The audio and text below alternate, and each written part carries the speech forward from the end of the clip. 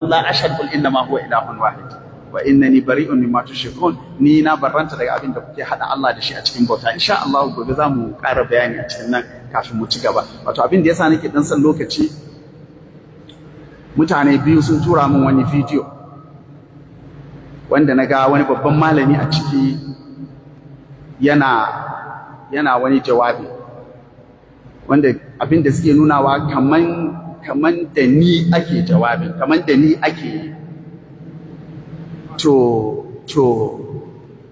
shi yasa nake son dan sami lokaci, saboda dalilin malami ne babba kuma abin girmamawa, to kar a bari a maganarsa kila ta ci gaba. Kuma ka san mutum ne abin girmamawa, yana da almajirai, yana da haka, to kuma ni ba na son yara su je su yi masa dariya ko su je su fara masa raddi ko makamantan wannan. To shi yasa nake so rufe wannan kofar. Malami ne masanin hadisin manzon Allah sallallahu alaihi wa sallam, kuma shekarunsa a duka dalili biyu nan ya cancanci girmamawa. Amma a cikin wannan matsalar to kafarsa ta zame. Illa dama an ce li kulli jawadin kabwa.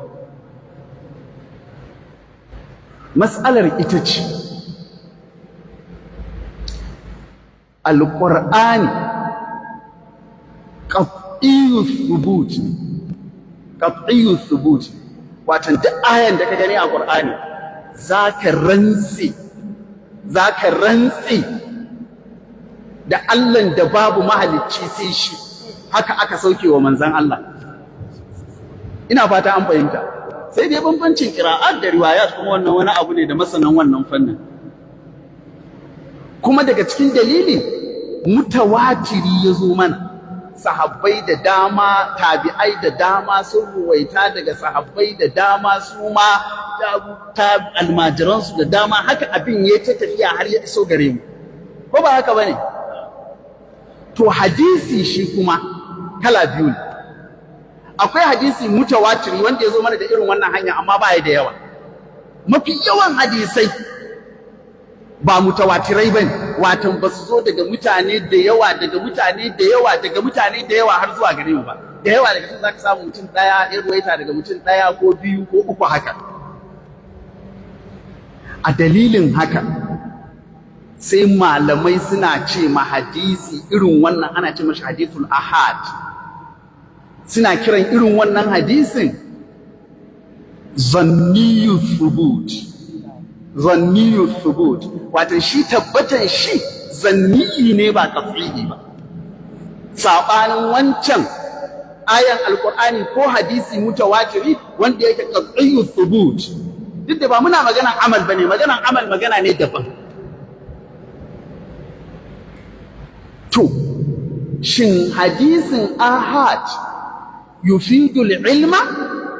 In ka ji malaman usulul fiqh sun ce abu yufidul ilma, suna nufin al-ilm al-yaqini. Shin wannan abin maganar in muka ganshi za mu ce lallai wallahi tallahi qat'an da yaqini na wancan na qat'iyyu thubuta, haka manzon Allah sallallahu alaihi wasallam ya faɗa duk da hadisin ahad ne? To wannan matsala ce sananniya kwarai da gaske wajen duka almajiran usulul fiqh. Ba wani almajirin usulul fiqh da bai san wannan matsalar, sai dai in ba almajirin bane. Al-Imam Tajuddin Subki a cikin littafin shi Jam'ul Jawami, ku ji da kyau, yace wa khabarul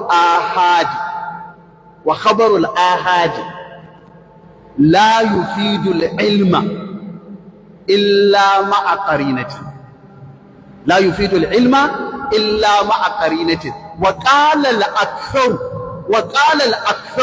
لا مطلقا. وأحمد يفيد مطلقا. والأستاذ وابن فورك يفيد المستفيد علما نظريا، وكما المستفيد يفيد علما نظريا. An fahimci maganar ko sai na yi sharhi? To, yace